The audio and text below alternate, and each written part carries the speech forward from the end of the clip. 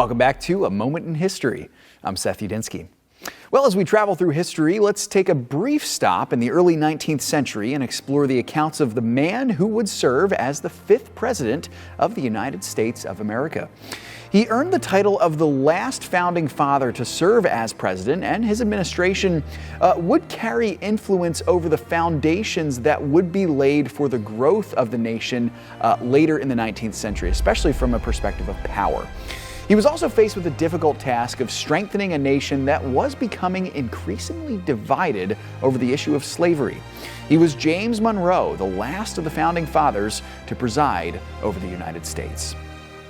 Well, Monroe was born in Virginia in 1758, and he was a young veteran of the American War for Independence, and after the American victory, he joined in the political sphere as a young advocate for Thomas Jefferson's faction of political ideology.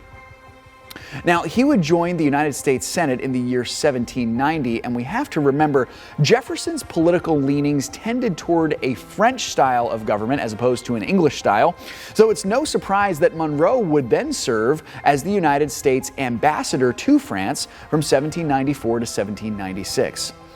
Now, he would become a popular choice for president when he ran in 1816, and he would win the vote.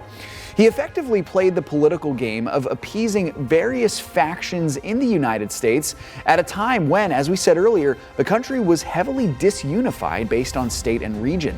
His cabinet members included the radically pro-slavery John C. Calhoun, but it also included the northern son of a former president, John Quincy Adams. So, Monroe set a precedent for future American politics to largely stay out of European conflicts in the Old World, except when the Old World powers started to reach their tentacles across the ocean to try to grab from the pot of the American lands. So as such, Monroe authored a tract that became known to this day as the Monroe Doctrine, which essentially called for all European powers to keep their sticky paws off of colonizing the lands in the American continent. And he wrote this actually in that document. He said, "The American continents, by the free and independent condition which they have assumed and maintain, are henceforth not to be considered as subjects for future colonization by any European power."